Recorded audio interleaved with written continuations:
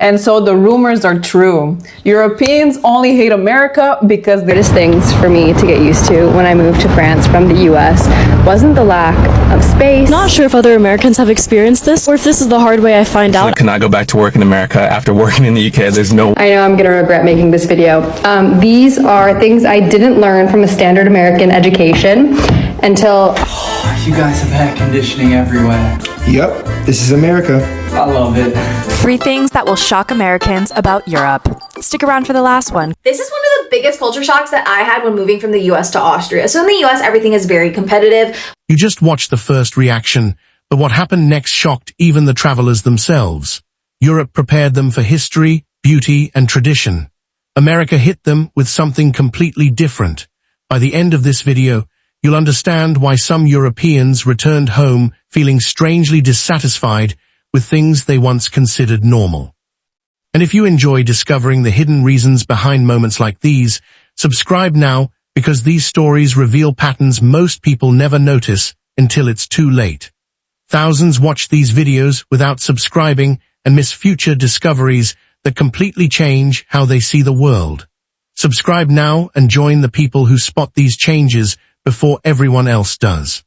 Hardest things for me to get used to when I moved to France from the US wasn't the lack of space here or the lack of comfort, but rather this shared mentality that's pretty common among French people, that there's only one right way to do things. And this mindset applies to a lot of aspects of their life. It applies to their style, how they dress, it applies to lifestyle, it applies to education, and a really prime example of this that I experienced is that one time I went to a boulangerie and they had a whole shelf of sandwiches, paninis, baguettes. The lady behind the counter had a toaster oven behind her, and so I ordered a ham and cheese baguette, and I asked her if she would mind toasting it for me, and she said no, without any explanation. And I said, oh, so the paninis, how do you cook them? And she said, I toast them in the toaster oven. And I said, oh, well then, do you mind just toasting my ham and cheese baguette, because I prefer it toasted? And she said, no, it's meant to be eaten cold. And I said, okay, well, I understand that, but do you mind? Because I have a preference for it hot. And she said, no, that's just not how you do it. Her refusing to toast my ham and cheese sandwich on the principle alone that it's not a sandwich that's intended to be eaten hot perfectly captures what is so distinct about French mentality versus American. There's a correct way to do things. Everything has to conform to that way. And that very rigid mentality has to be the hardest thing to have adjusted to as an American moving here.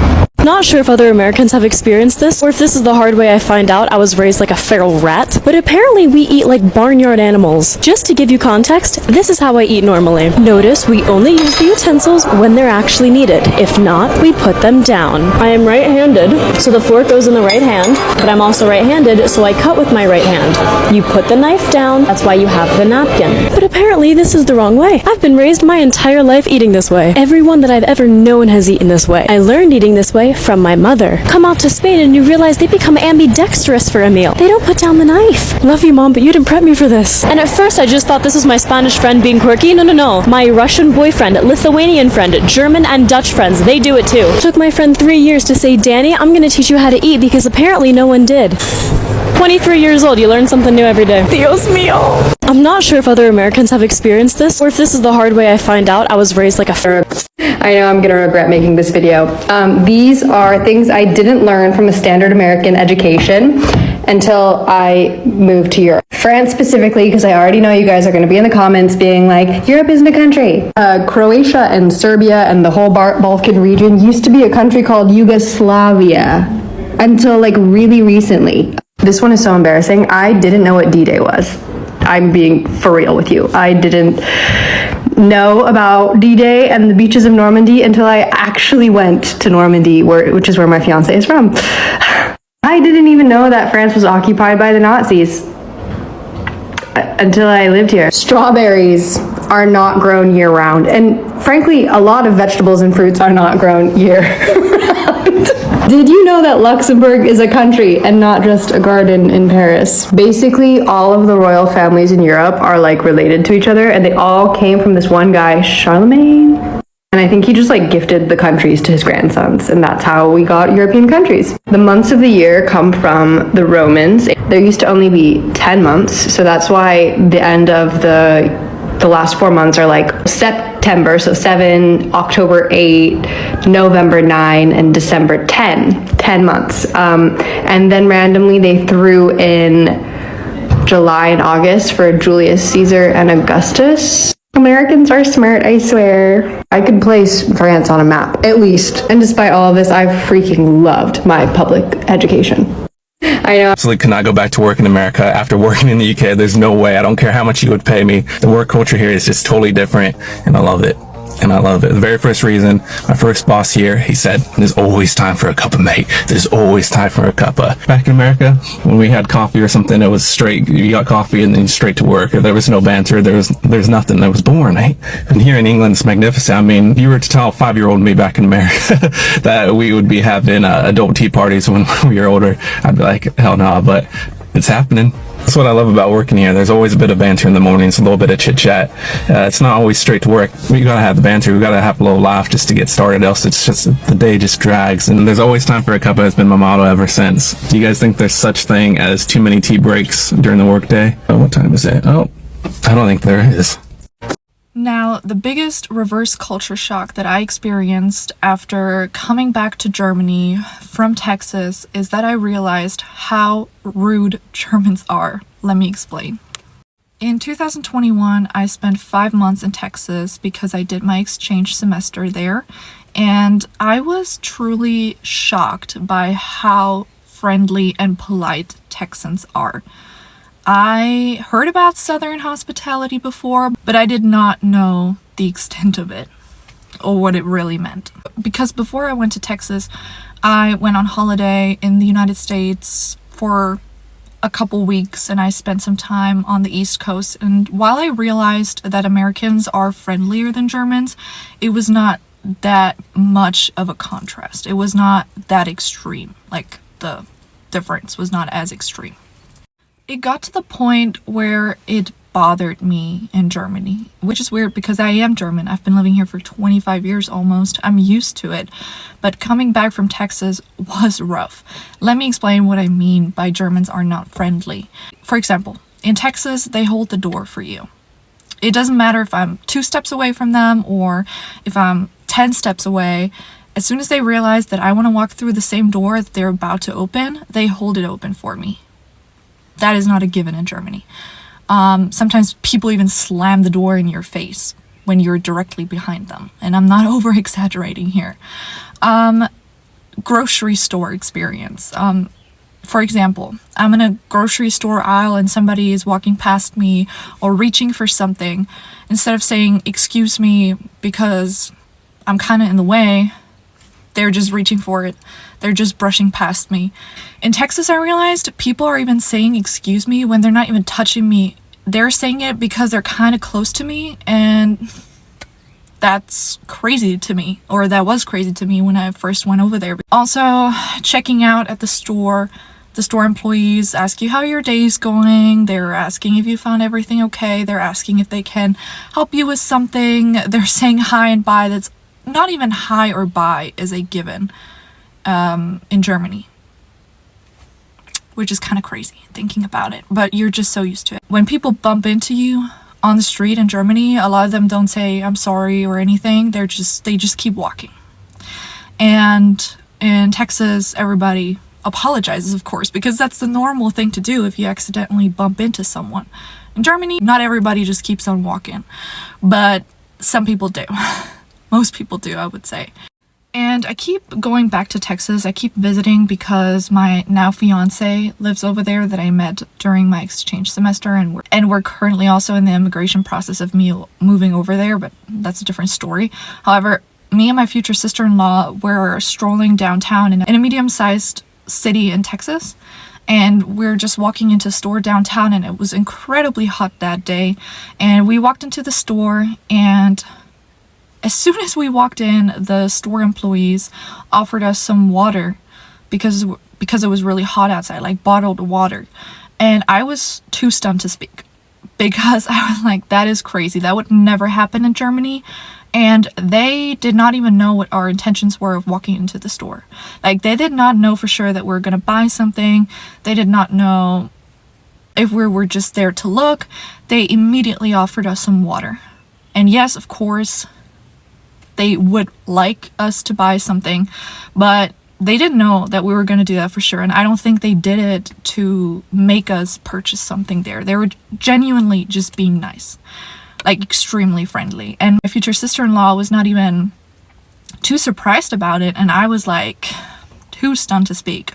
I was blown away by the friendliness. And Germans, they're just not that friendly. And Germans in the comments are probably gonna say that that's fake friendliness, that they just want something in return. No, strangers on the street complimenting me or holding the door for me or saying excuse me in the store when I'm in their way before they reach for something or something like that. They're not expecting anything in return. And yeah, it's just crazy. 3 things that will shock Americans about Europe. Stick around for the last one because it's an unexpectedly scary situation you might find yourself in. First up, the toilets. Let me introduce you to what I like to call the poop shelf, where you can observe things. Like this duck. And let's just say, things smell a lot better when they land in water. And they don't land in water in this toilet. Everything is closed on Sundays. You're hungry on a Sunday? Need to get some groceries? Think again. You gotta prepare for that. You need some meds from the pharmacy? You're gonna have to track down the one pharmacy that is open. And last, scariest of all, but first, comment if you want a part 2 because I've got plenty of this, is checking out at the grocery store, or the ultimate race. There is no messing around, there is no dilly-dallying. You are getting your stuff in the cart immediately when it is scanned. You do not bag it when you are checking out, you take it elsewhere and you get out of the way. You guys have air conditioning everywhere. Yep, this is America. I love it. This is normal here. That's completely normal, man. Okay, now the ranch. Oh, I told you. Bro, you sold that in the UK, you become a millionaire overnight. Then why don't you do it? Too much work, you just create a website, everything like that. Just use Emergent. You give it a prompt and it creates a fully functioning website or app within minutes. Seriously? Yeah, here. Bro, look, we're officially selling brunch in the UK. No way. 6 different flavors. It's my store, and I just created it in less than 10 minutes. What? You guys have public restrooms here? Yeah, you don't? No, and they're free? Yeah, that's the bare minimum. Incredible! I know it's the 3rd time, but can I get another? Of course. Yes. How many refills do I get? It's unlimited. I love this place. Okay, so I'm in America, yeah? Guys, the yellow school buses are real. Me all life, I thought it was just cartoons or the telly that would show these yellow school buses, and I was like, it's not real, it's just for the telly. Blimey, it's real! My family don't believe me. I'm gonna catch me a picture tomorrow so I can show them. I'm sorry, I have to say it, but living in America is such an empty experience. I am in Croatia right now, and I've been to Europe several times, and every time I come to Europe, I am reminded how empty America is. The way people conduct themselves in Europe, rather than the way it is in America, is night and day, okay? The way women dress here is more modest. The way men are here is more modest in some ways. The lifestyle is more calmer. Things are not as expensive. Things are healthier. The food is healthy. The water is better. The air is better. It smells better. Everything about this place is just so beautiful. And as I'm getting older, I'm realizing in America, all you do is work like a dog. You work from 9 to 5. You don't even have enough time to spend your money because you're paying it on bills. The food on the shelves are just literally killing everybody. Why do you think everybody in America has autoimmune diseases and that doesn't take place in any other country? It's insane. So the more time I'm spending outside of America, the more I'm realizing just how empty it is. America to me is a pretty thing, but when you explore it further, it's just fucking empty on the inside. And tell me I'm wrong. This is one of the biggest culture shocks that I had when moving from the US to Austria. So in the US, everything is very competitive, whether it's sports, music, school, work, like everything is done so that you can be better than other people and then get to the next stage. For example, I danced when I was younger, and as a dancer, my goal was to 1, be better than my friends, 2, to become a professional dancer, and 3, in order to like be on dance team in university and in high school. And that competitiveness is like really ingrained in Americans. And even at work, for example, you try to be better than your coworkers in order to get the promotion, in order to get the bonuses, in order to become like team member of the month, etc. But in Austria, this competitiveness, not that it doesn't exist, but it's just not at that extreme level where it's like everywhere, and you can actually do things for fun. Like you can dance for fun, you can play football for fun, like you can learn piano for fun. It doesn't, and you can be mediocre at these things and it's okay. And like, you know, like the whole dance moms things doesn't exist. I'm convinced Europeans experience distance differently than Americans because I'm in a long distance relationship with my boyfriend right now. Every time I bring it up to someone who lives in Europe, they're like, oh, like I did long distance before. Like I only saw my boyfriend every like 3 months. It was so hard. I was like, oh my God, 3 months. Like how far do you guys live from each other? Thinking it was at least like a continent away. And they're always like, oh, like it was a 3-hour drive. Like I just couldn't justify making that every month. And I was like, my boyfriend and I lived an 8-hour drive and we still saw each other like once a month when I was doing college in the States. And these people are like fiancés or like married. You only live 3 hours away from your significant other and you're not willing to make that drive. But I also guess that makes sense because you can drive 3 hours and be like in a completely different country here. But if you drive 3 hours from San Diego or OC, you're still like in Southern California. Why do Europeans love Walmart so much? I'll tell you. As a European, you have heard about this place your whole life. It's one of those places that you know it's real, but it feels like mythical. It's like Route 66 or Times Square or even like a yellow school bus. You know they exist, but they're only part of a version of the US that you've seen on TV and grown up with. And then one day you walk through the doors to Walmart and that's how you know you're in the US. And it makes you feel like weirdly emotional in this oddly familiar environment you've somehow never been. And I remember thinking, this is what American people must feel when they see the Colosseum. Not because Walmart is ancient or beautiful or historically significant, but because it's something you've seen and heard about your whole life, and now it's real. And for a moment you stop being a tourist and step into a culture that you've only ever observed from the outside. I just wish the Colosseum did coconut Dr. Pepper. I'm an American who moved to Belgium, and the doors here are not only dangerous, but they also make zero sense. I'm gonna show you. So this is the door closing, okay, into the apartment. There's no twist lock, so every time you have to come and put the key, twist to lock, right? Okay. In the US, normally you just have a double bolt, so you don't need your key at all, and you just twist, okay? Here's why it's dangerous. Let's say that I leave, okay? I'm leaving for work, bye, okay? I shut the door and I lock it. And my girlfriend or someone else is still in the apartment. They are now locked in. They're locked in because if it's locked on this side, if it's locked on the outside, then they're literally stuck. If there's a fire, if there's an emergency, if you don't have a key, then you're fucked. It just doesn't make any sense to me. There's no logic, and I don't know how that's not like a safety hazard.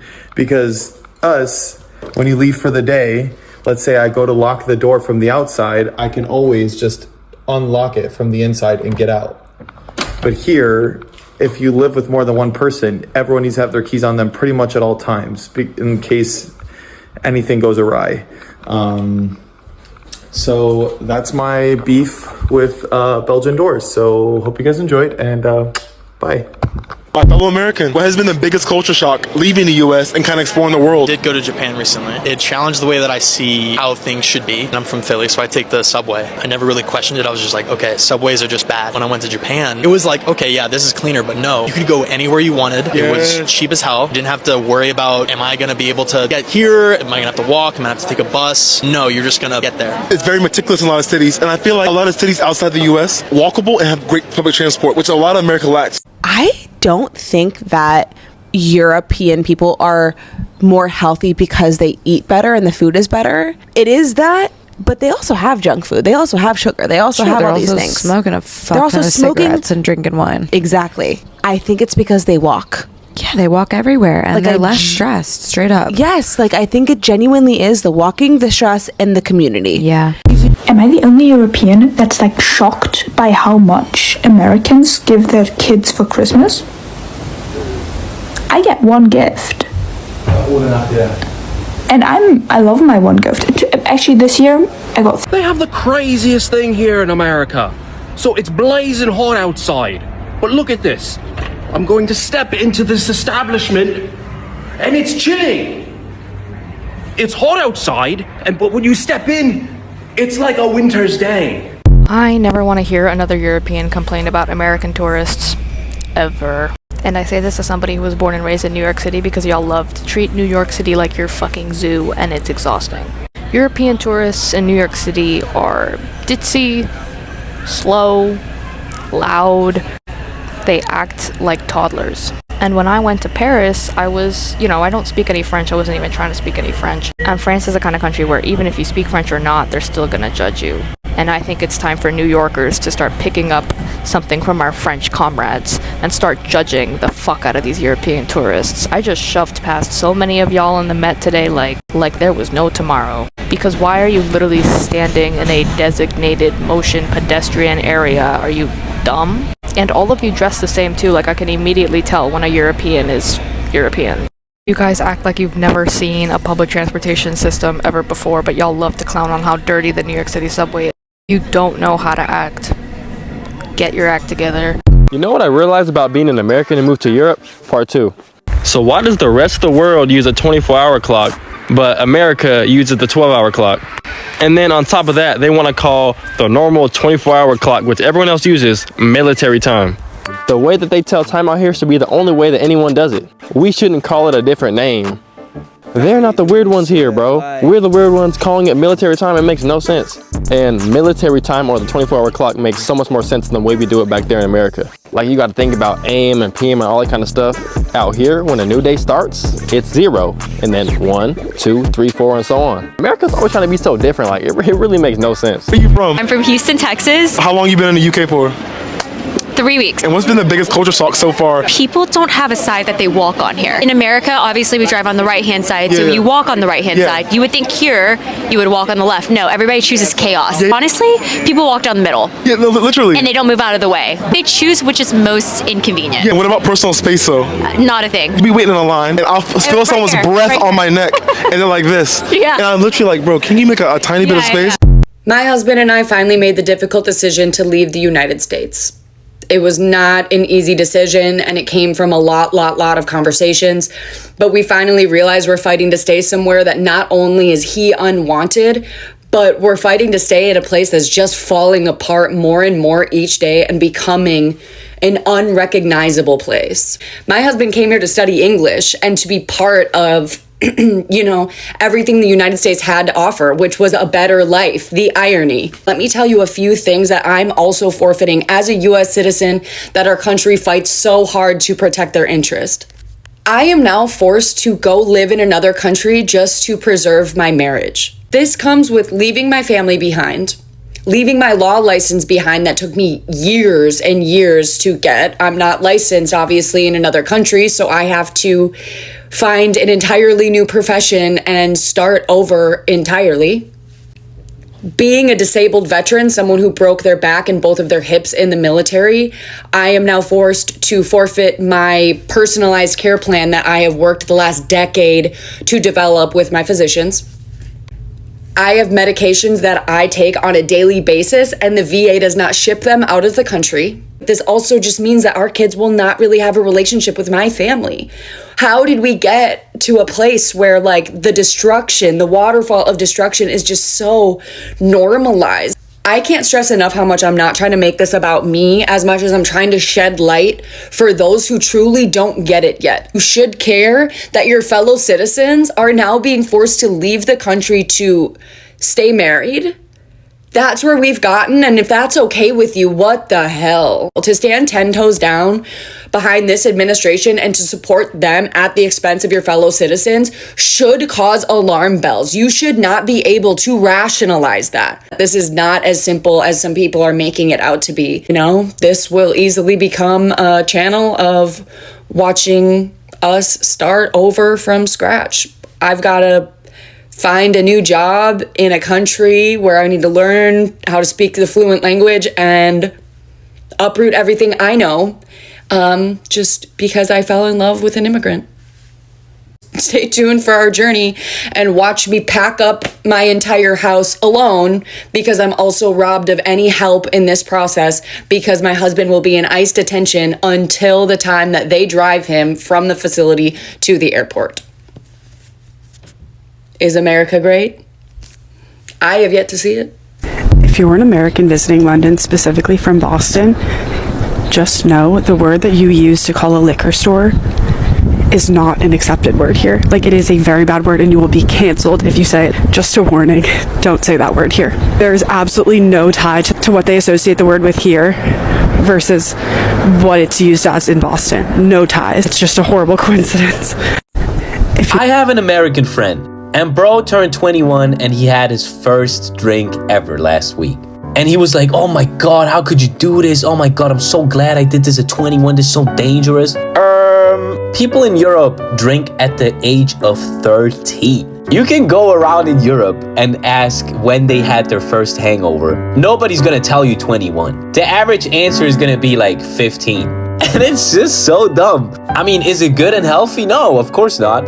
But imagine you had your first drink at 21. Bro, come on, I'm 23. That means I had my first sip of alcohol 2 years ago. Wrap it up, okay? I love European culture, man. You know you're not in the US anymore, and back in Canada. This is a large wing. This is the ice cream. My mom's done. This is the ice cream here, bro. I ordered sliders. Like, what is this little one bite face ass slider? And look at the wings. Look how tiny. Here's the palm of my hand. What is this? Who is this supposed to feed? I always lose weight when I come back home from Europe. Look at the and the dog is like that's a baby's burger. And this is the flavors? Salt, pepper, and onion powder. I'm not gonna eat it. There's no flavor in this house.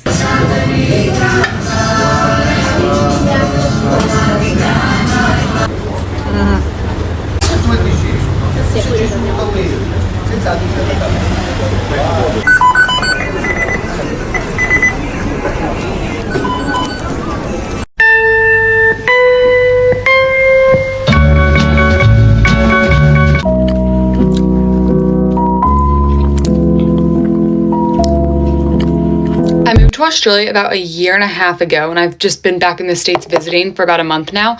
And these are just some of the things that I didn't realize about the States until coming back. First of all, every single person drives on their phone here. In Australia, people do not go on their phone and drive. I think it's the laws over there are a lot more strict, but like it is so common to see people on their phone when they're driving. You can get in an Uber and go the entire way without buckling.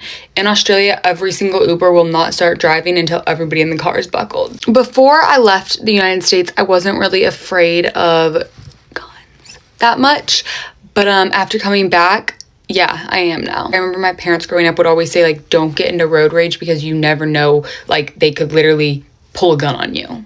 And like I catch myself like being afraid of that now here. When you order a glass of wine in the United States, it's one size fits all. Like you don't get small or large. Like that was one of my favorite things about Australia is like they'd be like, what size glass do you? Large, obviously. When I first landed in the US, I walked out of the terminal. Everybody is on their computers like, I'm like, guys, settle down. In Australia, I was like, wait, yes, this is how Americans are. It's just like always go, go, go, go, go, go. When I go to the store and buy something now, I forget that it's like going to be like $1 or $2 more expensive because tax isn't included on the shelf price. I feel so bloated. My skin's breaking out more than ever. Something I do love though is that I'm not constantly checking for spiders. Anytime I sit down in Australia, I would like lift up stuff, just make sure here I'm like, I catch myself doing that and I'm like, wait, I don't need to worry about that. I could make like 1,000 bajillion of these, so comment if you want more. Mwah. And so the rumors are true. Europeans only hate America because they've never actually been there. For years, you couldn't scroll through social media without seeing a European telling you how bad America is. The food is trash, the people are fake, the culture is shallow, no healthcare, no vacation days.